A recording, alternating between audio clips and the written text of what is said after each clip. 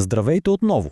Днес в този разбор на инструктор Пуки ще направим нещо различно. Ще отворим едни от най-секретните досиета в съвременната история. Искам да оставим политиката пред вратата. Тук, в този брифинг, важат само фактите, тактиките и суровата реалност, която извличаме от историческите архиви на Михаел Бар-Зухар и Нисим Мишал. Влизаме дълбоко в света на сенките. Свят, където всяка грешна стъпка буквално е на живот и смърт. Сядайте и слушайте внимателно.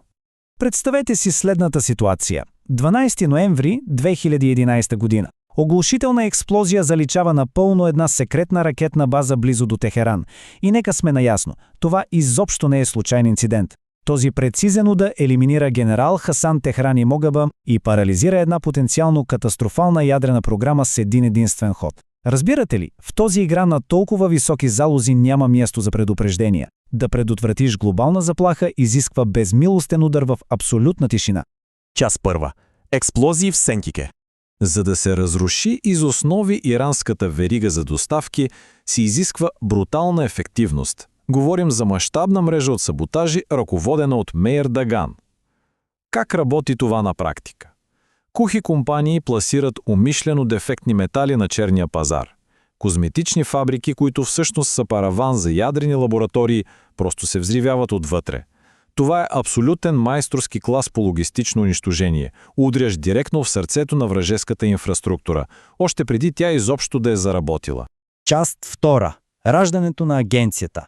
Вижте, тези могъщи структури изобщо не се раждат съвършенни. През 1948 година тъй належаната афера Бери разтръсва младата организация с изключително жестока вътрешна борба. Този кървав урок на практика ги принуждава да установят железни морални и легални граници.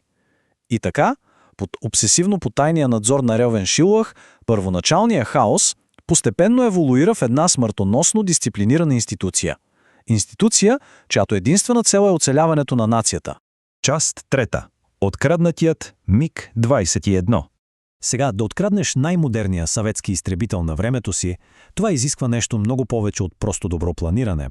Изисква перфектна психология.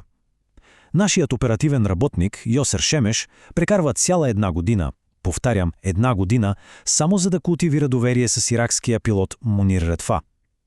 Цялата техническа подготовка би била напълно безполезна без онова дълбоко разбиране на човешката уязвимост и търпението да привлечеш дезертьор от толкова висок ранг. Но какво става, когато една единствена грешна стъпка е на път да срине цялата година труд? Представете си напрежението. По време на тайния трансфер в Атина, Мунир Редфа просто се обърква и тръгва да се качва на полет за Кайро. Буквално право в ръцете на врага. Напрежението в този момент е парализиращо. Само бързата и изключително тиха реакция на нашите агенти, действащи под прикритието на стюардеси, предотвратява тотален провал и сигурна смърт. Този колосален риск обаче се отплаща исторически. В момента, в който тестовият пилот Дани Шапира разгадава тайните на този изтребител, той на практика осигурява абсолютно въздушно превъзходство. И нека ви кажа нещо. Тази единствена разузнавателна операция води директно до бързата военна победа през 1967 година. Тук разузнаването буквално спечели войната, още преди първият изстрел въобще да бъде даден. Част четвърта. Провали и опасни грешки. Слушайте, в тази професия грешките не се прощават.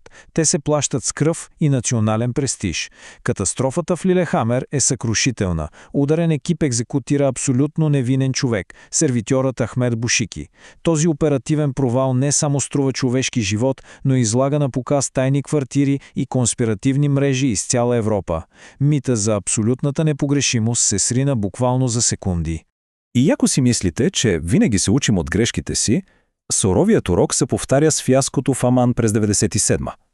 Една изключително зле изпълнена операция по покушение в Йордания не само носи дълбоко унижение, но парадоксално неволно изстрелва Халед Машал до най-високите върхове на ръководството на Хамас. Това е хрестоматиен пример за това как едни тежки тактически грешки на терен могат да родят катастрофални стратегически последствия за десетилетия напред. Част пета. Цената на дълбокото прикритие. Трябва да разберете нещо много важно. Зад всички тези геополитически победи стои една смазваща човешка цена.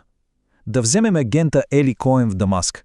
Човекът, който носи най-голямата тайна на държавата. Съвсем сам.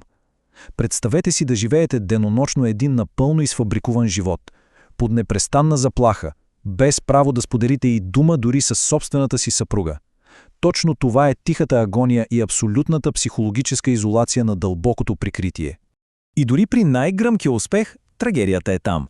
Спомнете си дезертирането на Мунир Редфа, за което говорихме. Да, той достави безценния МиГ-21, но знаете ли какво стана после? Собственото му семейство остана разбито и завинаги изолирано в една непозната страна. Цената на тези големи победи почти винаги се измерва в безвъзвратно разрушени съдби, жертви, които остават скрити от очите на обществото. А решенията на самия терен? Те са брутални. Нямат време за колебания. По време на едно секретно изличане от Судан, липсата на достатъчно кислородни маски принужда един агент да накара пилота лично да избере кой от пътниците ще живее и кой ще умре на борда. В сенките, приятели, морала често се свежда до сурова математика за части от секундата.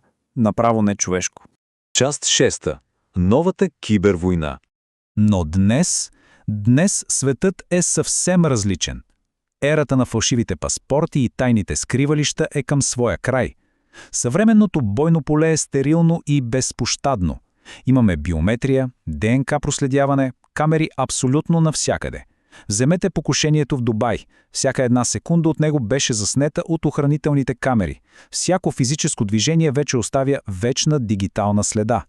Класическата работа под прикритие е изтласкана в ъгъла на невъзможното. И точно така се ражда Stuxnet. Тихият, невидим убиец на 21 век. Този компютърен код прониква в Натанс и манипулира скоростта на центрофугите с ужасяваща прецизност. Съсипва производството на уран без абсолютно нито един агент да пресече физическата граница. Това е новият алгоритмичен саботаж, невидим, перфектен и абсолютно опустошителен за националната сигурност на врага. Така че нещата се променят. Алгоритмите бавно, но сигурно заменят самотния шпионин на вражеска територия. Но етичното бреме, жестоките саможертви на онези хора, които пазят нашата сигурност от сенките, те си остават същите. И накрая искам да ви попитам, каква всъщност е реалната човешка и морална цена да водиш най-мрачните битки на цивилизацията в абсолютна тишина? Това досие остава строго класифицирано.